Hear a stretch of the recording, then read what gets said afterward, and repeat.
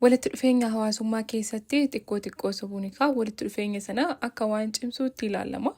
Akkam jirtu har'aa immoo waa'ee sobaa kan ilaallu ta'a.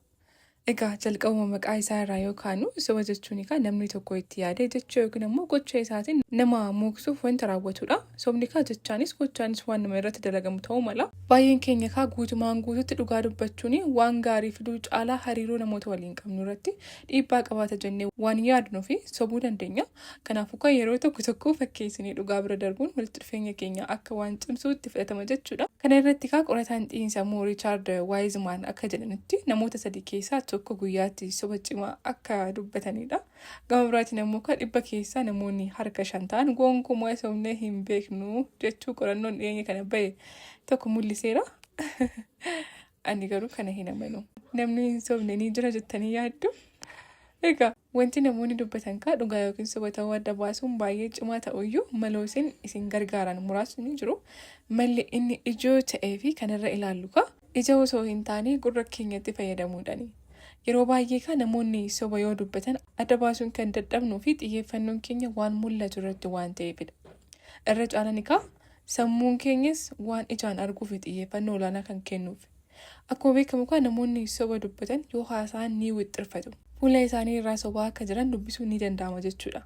Haa ta'u malee qorattoonni akka jedhanitti dhugaa fi soba adda baasuuf ijaan ilaaluu qofti gahaa akka hin taanedha. Dubbii namootas xiyyeeffannoon yoo dhaggeeffanne dhugaa yookiin immoo soba dubbataa akka jiran adda baasuun akka danda'amudha kan isaan ibsanii. Fakkeenyaaf namoonni soban waan xiqqoo qofa darbatanii callisuu barbaadu. Yookiin immoo gaafii tokko yoo gaafatte yeroo tokkoon deebii kennuurra yeroo dheeraa fudhatanii itti yaadaniiti kan isaan dubbatani. Akkasumas haasaa sanarraa of fageessuuf yaalu waan isin gaafattan sanarraa isin dagachiisuudhaaf gaafii isin gaafattan sana yookiin immoo waan isin gaafattan sana isin dagachiisuudhaaf yaalu jechuudha. Akka qorannoon kun mul'isutti ilmaan namaa umurii ijoollummaarraa kaasee sobuu akka eegaledha. Darbees addunyaa hawaasaa guddaa fi walxaxaa ta'e keessa jiraachuu fi sobni akkuma dhugaatti barbaachisaa akka ta'edha kan ilaalamu. Qorannoon kun akka mul'isutti namoonni numaayyuu amalawwan kanneen cimfataa dhufuu isaati. Kanaafuu sobuun akkuma mala waliin jiraachuuf barbaachisaa ta'etti fudhatama jechuudha. Soba dubbachuun yeroo hunda dhimma hamaa ta'e ilaalamu miti jedhu qorattoonni kun. Darbees soba malee bakka amma itti argamnu irra gahuu akka hin dandeenye kan isaan ibsan jechuudha. Egaa qorattoonni kun waan nama ajaa'ibsiisu inni biraan wanti isaan jedhanii sobni bakka hundaa akka jirudha. Addunyaa uumamaa kana keessatti bineensonni walitti fufiinsaan wal sobaa waliin jiraatu. Fakkeenyaaf gosa qurxummii squad jedhamu yoo fudhanne ofii isaa miidhaa qurxummii dhiiran irra gahurraa of eeguuf jecha qurxummii dhalaa fakkaachuun kan jiraatu jechuudha. Akkasumas immoo kormaan handaaqqos akka dhaltuun fiigdee dhuftu taasisuuf jecha osoo nyaanni naannoo isaa hin jiraanne sobaan waamu jechuudha.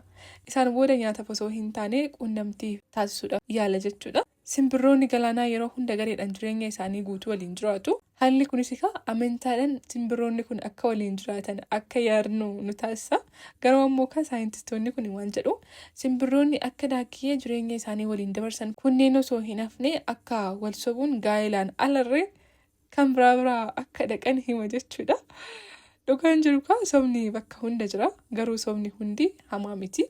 Yeroo tokko sobni keenya miidhaa hamaa irraa of eeguuf ta'uu danda'a. Akka fira hin miineef akka waan barbaanne argannuuf ta'uu danda'a. Garuu ammoo yeroo hunda dhugaa dhoksuun of dhoksuudha. Mee isinoo soba akkamittiin ilaaltu yaada keessan karaa saanduqa yaadaan irraan gaasanii jenna. Haqa waliin haa jiraannuun dhaamsa keenya har'aati. Horaa bulaa.